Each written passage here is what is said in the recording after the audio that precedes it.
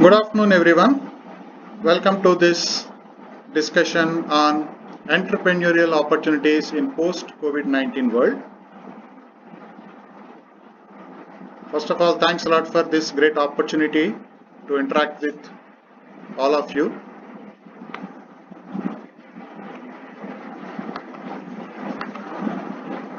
This is our agenda. What are the changing business models, then emerging opportunities in the scenario, how to leverage them, and opportunities for educational institutions.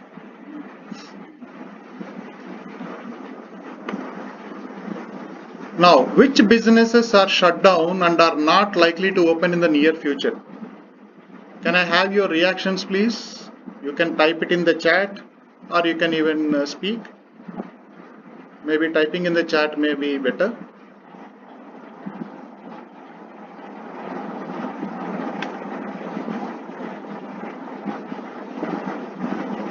Go ahead.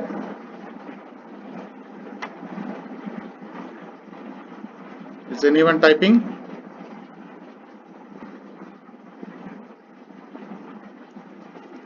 What are the routine businesses or routine services or products which you have stopped purchasing for the last 1 year?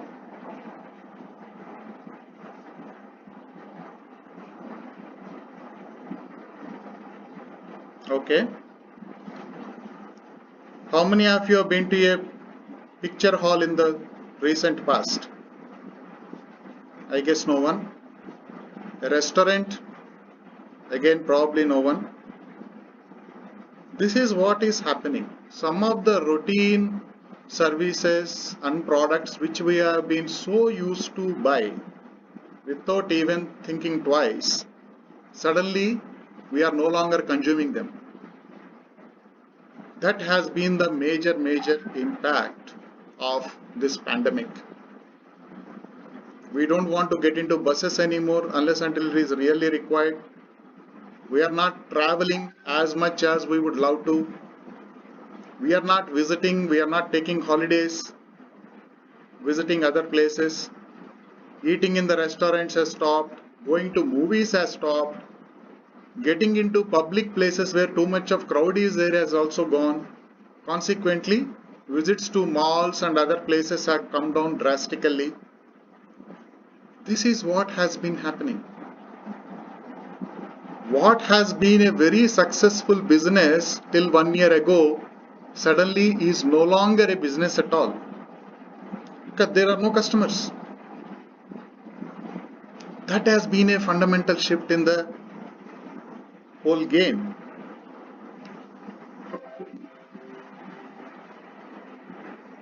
And how those needs are being met, this is the most important thing. It's not that we have stopped watching movies. We started watching on Netflix probably, or maybe YouTube, or even Amazon Prime, or some other services. It's not that we are depriving ourselves of entertainment, but we are entertaining ourselves without exposing ourselves to the unnecessary risks.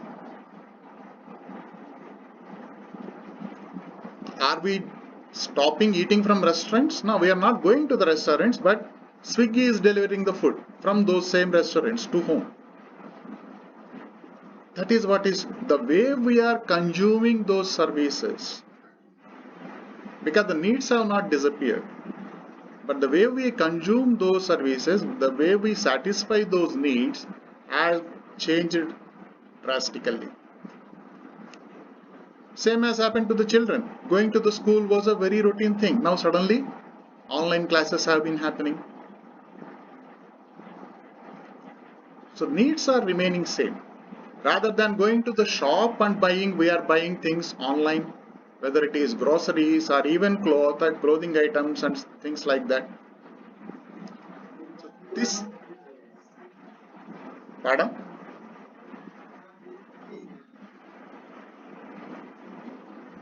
Okay. So that is what has, so some of those standard operating business models have suddenly changed. That is one major shift. So what are the emerging opportunities if that is the case?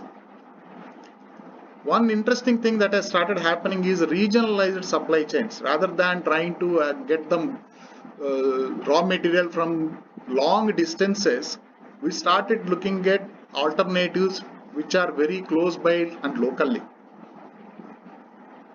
Second important thing is ongoing work from home. Lot of organizations have already decided that we are going to work from home at least for the next 1 year or so.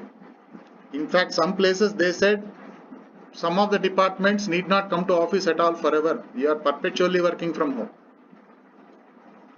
Now, what is happening because of that?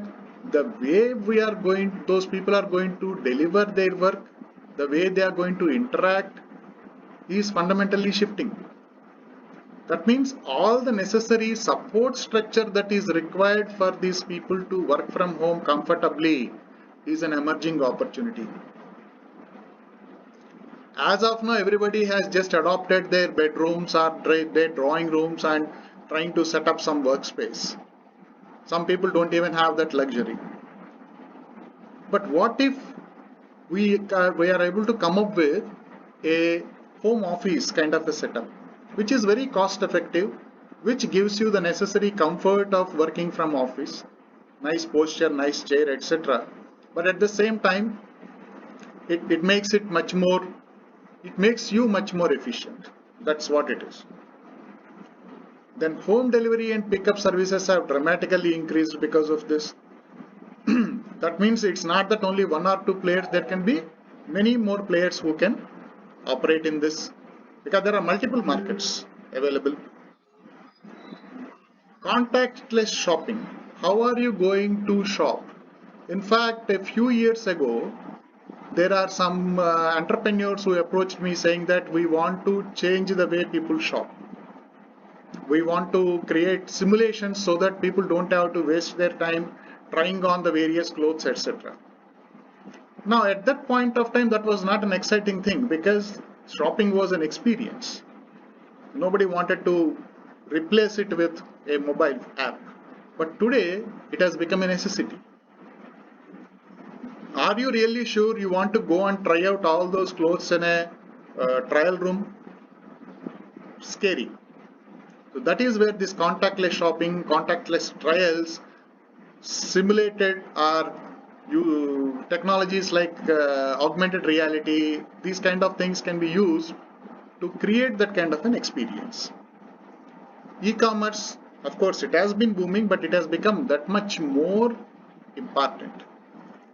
What is happening in the e-commerce space is those players who are traditionally brick and mortar model have started adopting e-commerce in some way or the other because we have got now a lot of payment options.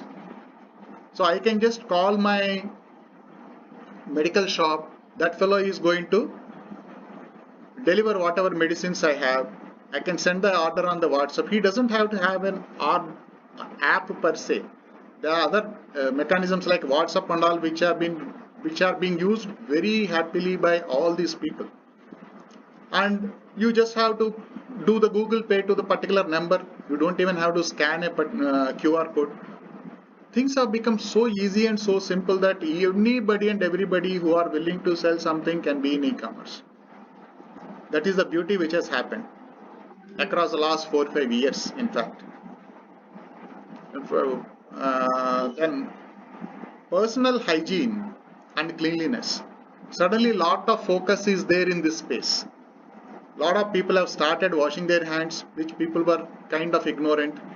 More frequent hygiene, using of the sanitizers and other products have increased.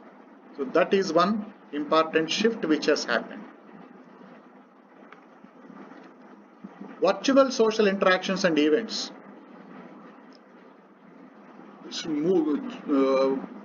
Telecasting a marriage using our YouTube or a Facebook was a novelty at some point of time. In fact, last year, one of my cousin sisters got married and the event was being telecast live for some of our relatives who are there in US and other places who couldn't make it to the event.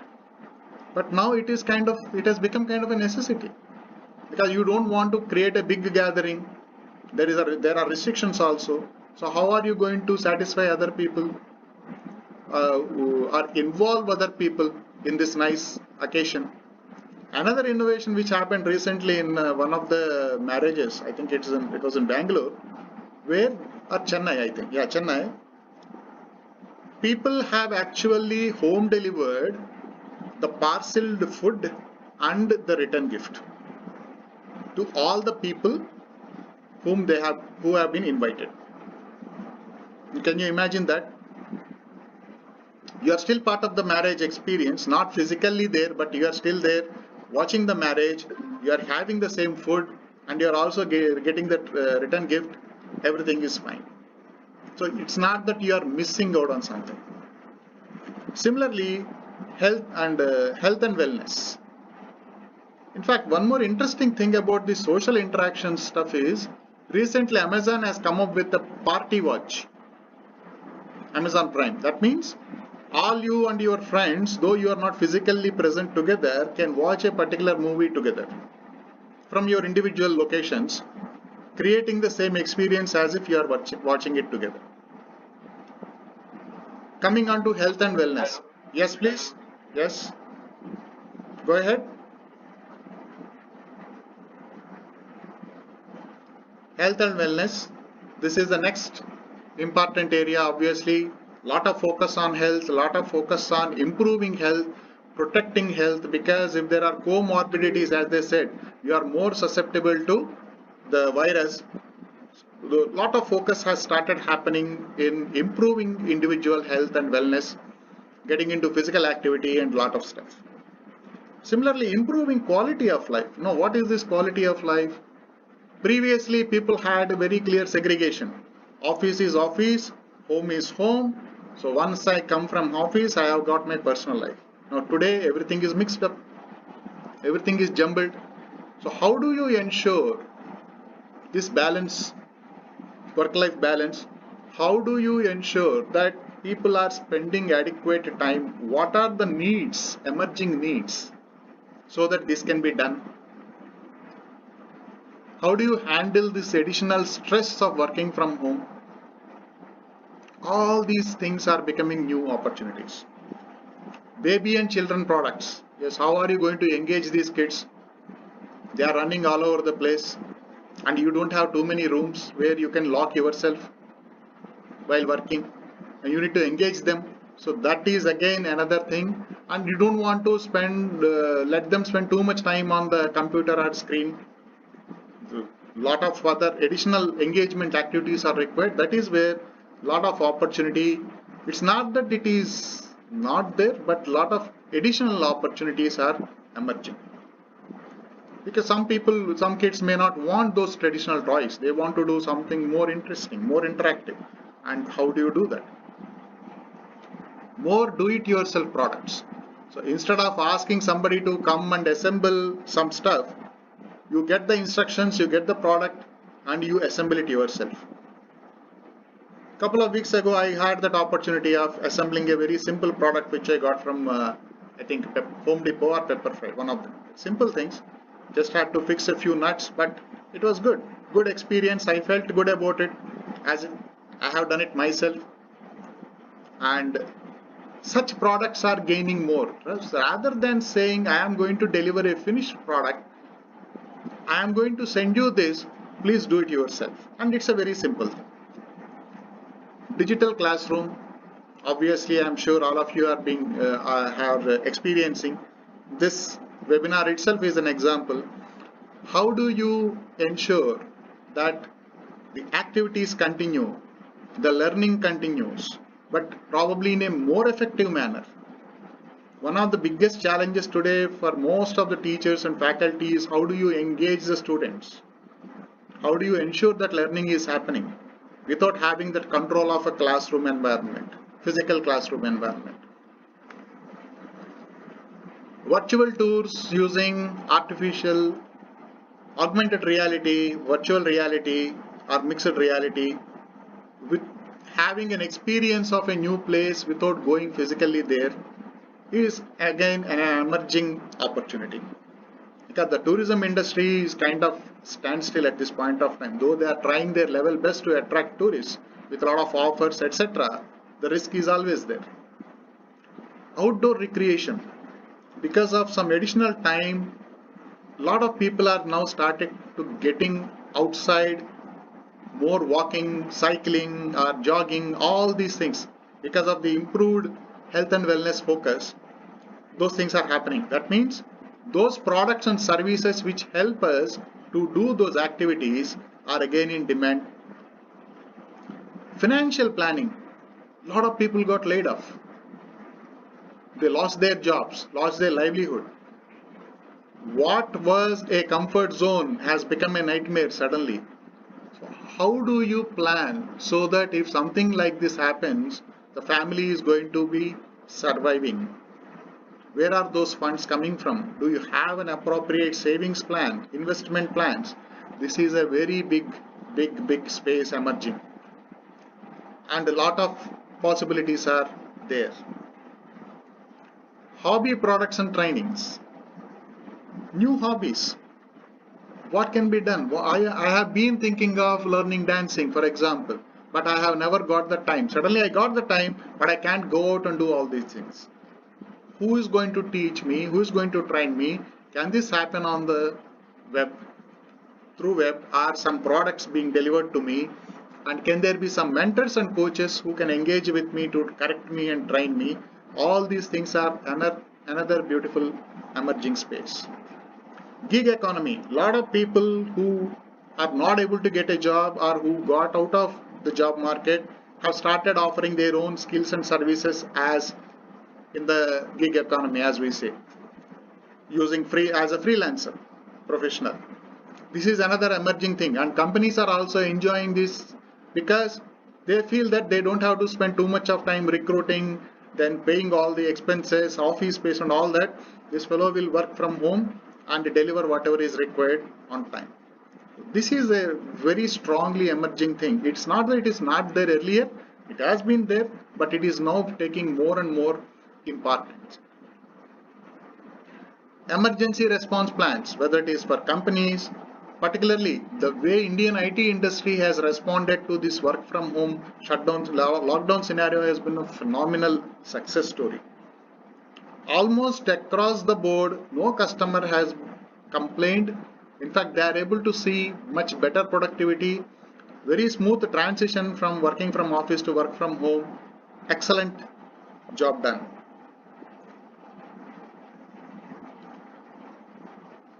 All right. How do we leverage them? This is the next question. All these opportunities are there, we have discussed. How to leverage them? What are the problems you have been facing for the past 1 year? That is the question I want you to ask yourself. If you say I'm not able to do this, okay, what can be done as an alternative?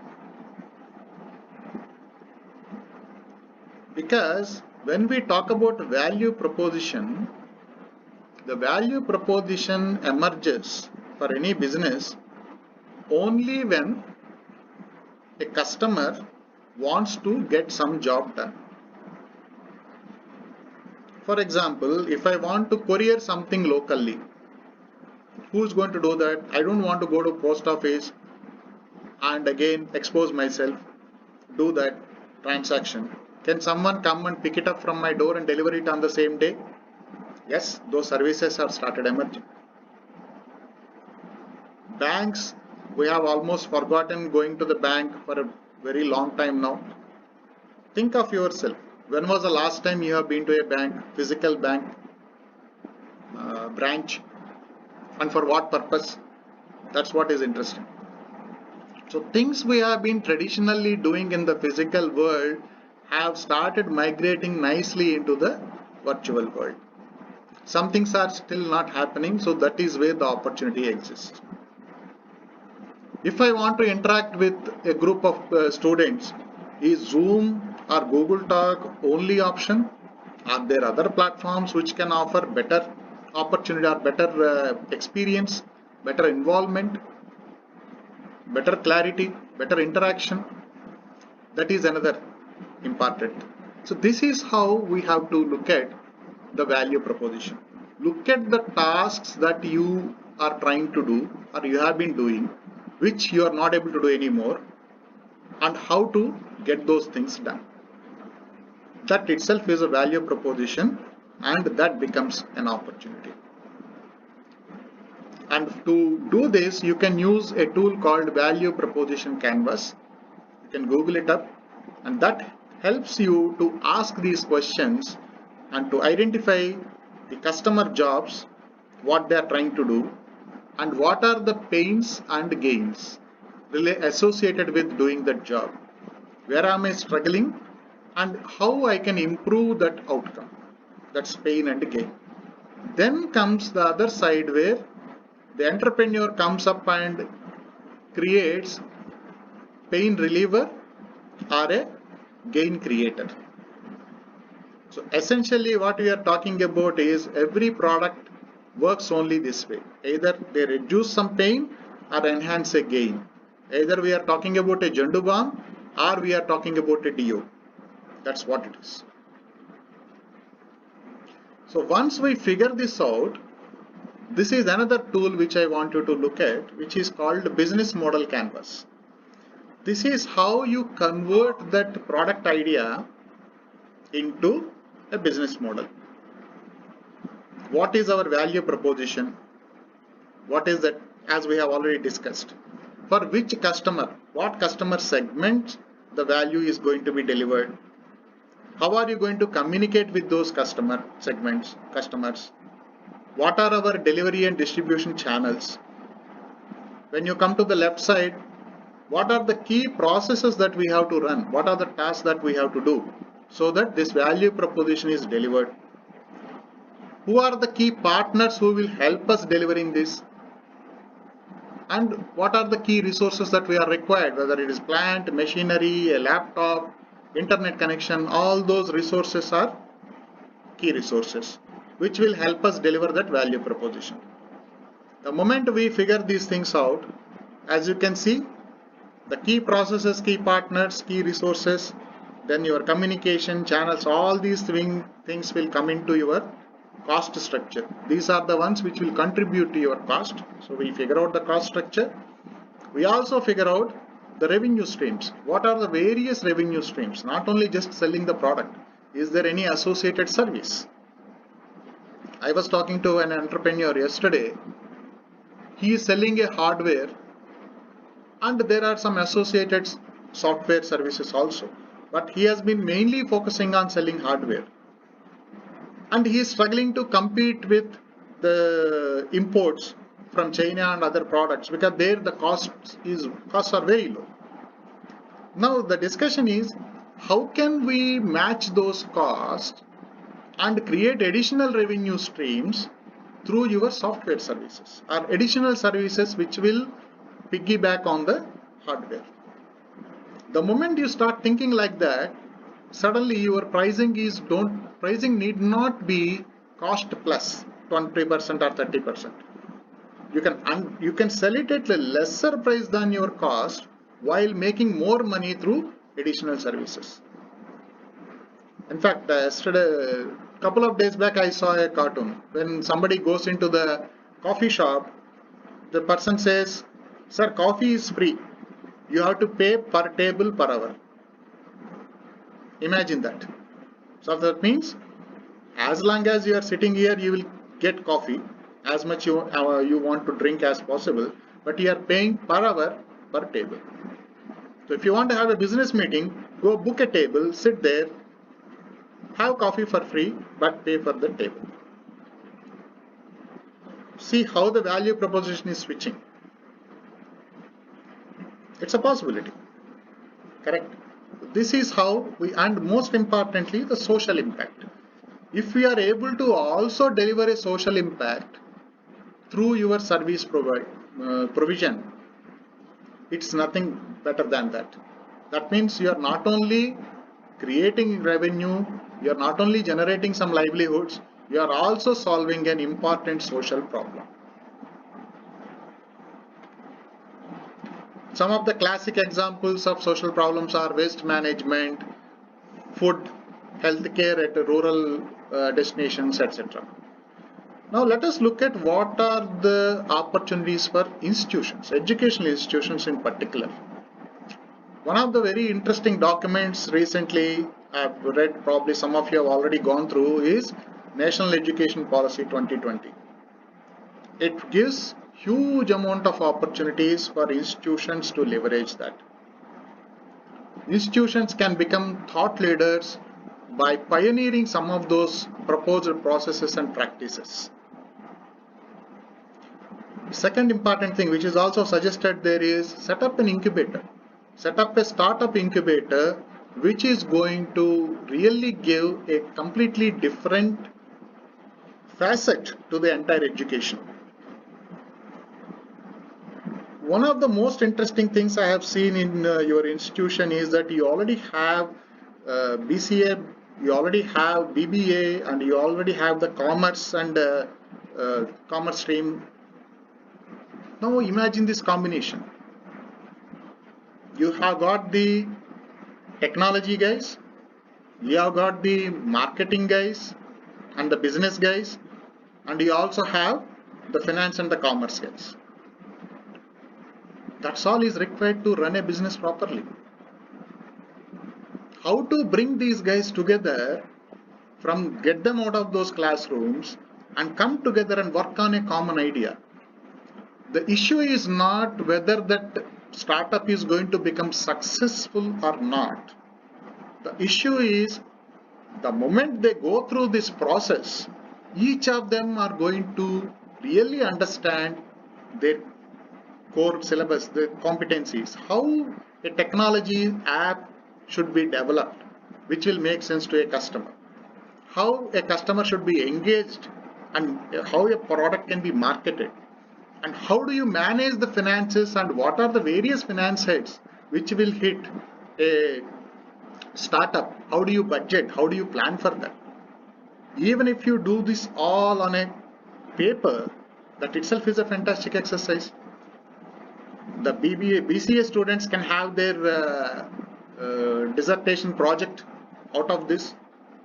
The marketing guys or the BBA guys can do a lot of activity, whether it is through training people, whether it is through actually doing digital marketing and promoting this particular product. And I'm sure your institution has at least 2,000 to 3,000 students in the institution. That itself is your starting community. There's no better proving ground for a startup than an institution. Then startup based learning will start happening. And if out of this whole exercise, if a couple of startups come out as successful startups, fantastic. Nothing better than that. Then comes multidisciplinary collaboration. This is what I have been talking about. Nothing happens in isolation. A technology guy cannot keep saying that I am a technology guy. He has to understand the domain. He has to meet the customer requirement. He cannot remain a Java developer or a .NET developer. Same is true for a marketing guy. He cannot work in isolation. He has to understand technology. He has to also understand the finance and other commerce and how to manage that. Same is true for the commerce guy. So a beautiful multidisciplinary collaboration can be created within the institution. And this is what even the NEP 2020 talks about. The government is expecting the institutions to become really a multidisciplinary institutions. Then you can also do one more thing. You can invite some of the local startups to incubate and let them provide internship to your students. So that you are also creating additional learning platforms in a much more a live scenario. So these are the various ways, and I work particularly with lot of startups. I help them. I have been working with institutions to help them set up these incubators. So we can work on all these projects, and lot of learning is possible. You can transform the way you are teaching your students, not from a conceptual point of, from an experiential learning point of view, from a thinking point of view, from connecting more to the market. So these are some of the ways the institution, particularly your institution, who already has an advantage of multidisciplinary presence, leverage these opportunities. Thanks a lot. Thank you for the principal and the management of Canara College and Professor Seema Prabhu for coordinating, and the ICT Academy and Mr. Vishnu Prasad for giving this opportunity. This is my mail ID sridhar.mulakaluri@gmail.com, and this is my phone number. Any questions, please?